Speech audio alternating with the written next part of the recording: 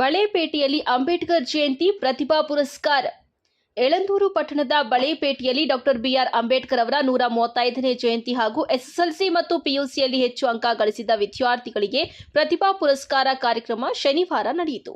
ಕಾರ್ಯಕ್ರಮವನ್ನು ತಾಲೂಕು ಆರೋಗ್ಯಾಧಿಕಾರಿ ಡಾಕ್ಟರ್ ಶ್ರೀಧರ್ ಉದ್ಘಾಟಿಸಿ, ಅಂಬೇಡ್ಕರ್ ಅವರ ಆದರ್ಶಗಳನ್ನು ಅನುಸರಿಸಿ ಶಿಕ್ಷಣ, ವೈಜ್ಞಾನಿಕ ಮನೋಭಾವನೆ ಮತ್ತು ಸಮಾನತೆಯ ಸಮಾಜ ನಿರ್ಮಾಣಕ್ಕೆ ಎಲ್ಲರೂ ಶ್ರಮಿಸಬೇಕು ಎಂದು ಹೇಳಿದ್ದಾರೆ. ಮುಖ್ಯ ಭಾಷಣಕಾರ ಕಾಡಹಳ್ಳಿ ಮಹೇಂದ್ರ ಮಾತನಾಡಿ, ಅಂಬೇಡ್ಕರ್ ಅವರನ್ನ ಕೇವಲ ಅಭಿಮಾನಿಸುವುದಲ್ಲ, ಅವರ ಚಿಂತನೆಗಳನ್ನು ಜೀವನದಲ್ಲಿ ಅಳವಡಿಸಿಕೊಳ್ಳಬೇಕು ಎಂದು ತಿಳಿಸಿದ್ದಾರೆ. ಅಧ್ಯಕ್ಷರಾದ ಆರ್ ನಂಜುಂಡಯ್ಯ ಮಾತನಾಡಿ, ವಿದ್ಯಾರ್ಥಿಗಳಿಗೆ ಪ್ರತಿಭಾ ಪುರಸ್ಕಾರ ನೀಡುವ ಮೂಲಕ ಶಿಕ್ಷಣಕ್ಕೆ ಉತ್ತೇಜನ ನೀಡುವುದು ಶ್ಲಾಘನೀಯ ಕಾರ್ಯ ಎಂದು ಹೇಳಿದ್ದಾರೆ. ಕಾರ್ಯಕ್ರಮದಲ್ಲಿ ಸಾಧಕ ವಿದ್ಯಾರ್ಥಿಗಳನ್ನು ಸನ್ಮಾನಿಸಲಾಯಿತು. ವಿವಿಧ ಗಣ್ಯರು, ಸಂಘಟನೆಗಳ ಪದಾಧಿಕಾರಿಗಳು ಹಾಗೂ ಗ್ರಾಮಸ್ಥರು ಉಪಸ್ಥಿತರಿದ್ದರು. ವರದಿ ಮಹದೇವಸ್ವಾಮಿ, ನಂದಿ ಟಿವಿ, ಚಾಮರಾಜನಗರ. ಕಷ್ಟವಾದ ಕೆಲಸ ಆಯೋಜನೆ ಮಾಡಿ ಯಾವುದೇ ಲೋಪಗಳ ಆಗದಿದ್ದ ಹಾಗೆ ಅಥವಾ ಅನೇಕ ಆರೋಪಗಳು ಬರುತ್ತದೆ, ಅವುಗಳನ್ನೆಲ್ಲ ಸಹಿಸಿಕೊಂಡು ಆ ಕಾರ್ಯಕ್ರಮವನ್ನು ಯಶಸ್ವಿಗೊಳಿಸಬೇಕಾಗಿರ್ತದೆ. ಅಂತಹ ಕಾರ್ಯಕ್ರಮವನ್ನ ಈ ಒಂದು ಬಳೆಪೇಟೆ ಗ್ರಾಮದಲ್ಲಿ, ಅದರಲ್ಲೂ ಕೂಡ ಡಾಕ್ಟರ್ ಬಿಆರ್ ಅಂಬೇಡ್ಕರ್ ಸಮುದಾಯ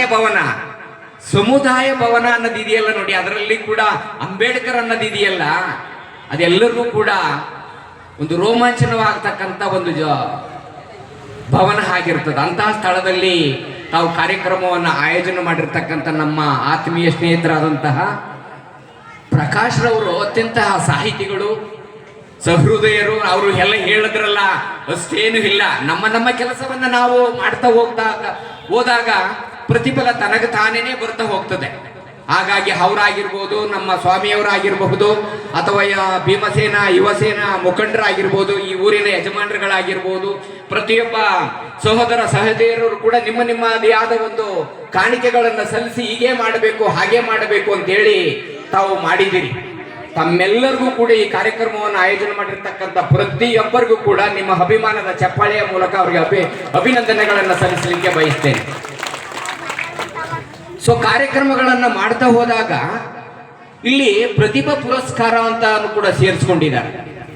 ಯಾವುದೇ ಒಂದು ಸಮುದಾಯ ಆಗಲಿ, ಆ ಸಮುದಾಯದಲ್ಲಿ ಅವರು ಮಾಡಿರ್ತಕ್ಕಂಥ ಕೆಲಸಗಳನ್ನು ನಾವು ಗುರುತಿಸಿ ಅವರಿಗೆ ಒಂದು ಗೌರವವನ್ನು ಕೊಟ್ಟಾಗ ಅವರು ಎಲ್ಲೋ ಒಂದು ಕಡೆ ಸ್ಫೂರ್ತಿ ಹೊಂದುತ್ತಾರೆ. ಈಗ ತಾನೇ ನನ್ನ SSLCಯಲ್ಲಿ ಉತ್ತೀರ್ಣರಾದಂಥವರು, PUCಯಲ್ಲಿ ಉತ್ತೀರ್ಣರಾದಂತಹ ವಿದ್ಯಾರ್ಥಿಗಳು ಎಲ್ಲರೂ ಕೂಡ ಇಲ್ಲಿ ಪಡ್ಕೊಂಡಿದ್ದೀರಿ. ಅವರಿಗೆ ನನ್ನ ಒಂದು ಕಿವಿ ಮಾತು ಏನು ಅಂತ ಹೇಳಿದ್ರೆ, ಕೇವಲ ಅದು ಒಂದು ಪುರಸ್ಕಾರಗಳು, ಒಂದು ಶಾಲು, ಒಂದು ಹಾರ ಅಥವಾ ಮತ್ತೊಂದು ಏನೋ ಬಂದಿದೆ ಅನ್ನೋದಲ್ಲ.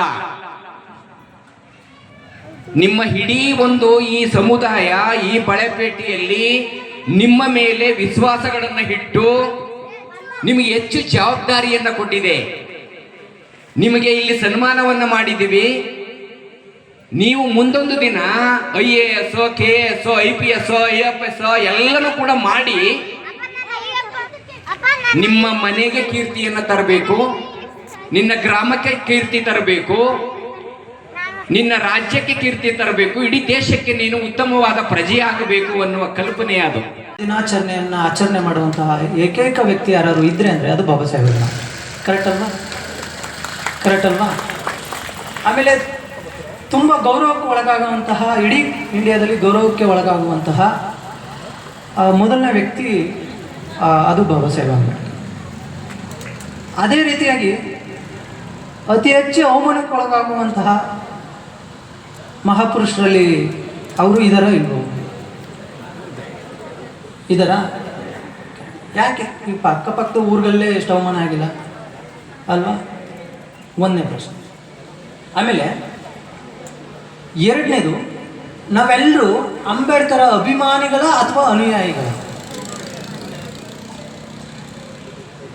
ಇನ್ನೂ ಒಂದು ಬಾರಿ ಕೇಳ್ತೀನಿ, ನಾವೆಲ್ಲರೂ ಅಂಬೇಡ್ಕರ್ ಅಭಿಮಾನಿಗಳ ಅಥವಾ ಅನುಯಾಯಿಗಳ?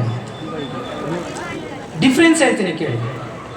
ಅಭಿಮಾನಿಗಳು ಯಾರು ಅಂದರೆ, ಜೈ ಭೀಮ್ ಅಂದ್ಕೊಂಡು ಎದೆಗೆ ಅಚ್ಚೆ ಹಾಕ್ಸ್ಕೊಂಡು ಗಂಟ್ಲು ಕಿಚ್ಚೋಗೆ ಕೂಗಾಡ್ಕೊಂಡು ಜ್ಯೂಸ್ ಕೊಡ್ಕೊಂಡು ಅಂಬೇಡ್ಕರ್ ಮೆರವಣಿಗೆಯಲ್ಲಿ ಡ್ಯಾನ್ಸ್ ಮಾಡೋದು, ಇದು ಅಭಿಮಾನಕ್ಕೆ ಲೆಕ್ಕಕ್ಕೆ ಸೇರಿದೆ. ಅನುಯಾಯಿಗಳು ಯಾರು ಗೊತ್ತಾ? ಬಾಬಾ ಸಾಹೇಬ್ ಅಂಬೇಡ್ಕರ್ ತನ್ನ 40 ವರ್ಷದ ಹೋರಾಟ ಇತ್ತಲ್ಲ, ಆ ಹೋರಾಟವನ್ನು ಅರ್ಥ ಮಾಡಿಕೊಂಡು ಅವರ ದುಃಖ ದುಮ್ಮಾನಗಳನ್ನು, ಆಶಯಗಳನ್ನು ಅರ್ಥ ಮಾಡಿಕೊಂಡು ನಾನು ಅವ್ರು ಹೇಳ್ದಂಗೆ ನಡ್ಕೊತೀನಿ, ಅವ್ರು ಹೇಳ್ದಂಗೆ ಬದುಕ್ತಾ ಇದ್ದೀನಿ ಅನ್ನೋದಕ್ಕಿಂತ ಹೆಚ್ಚಾಗಿ ಅವ್ರು ಹೇಳ್ದಂಗೆ ಅವ್ರ ಆಶಯದಂಗೆ ನಡ್ಕೊಳ್ಳೋಕೆ ಪ್ರಯತ್ನ ಪಡ್ತಿದ್ದೀನಿ ಅಂತಾರಲ್ಲ, ಇವ್ರನ್ನ ಅನುಯಾಯಿಗಳು ಅಂತ ಹೇಳಿ.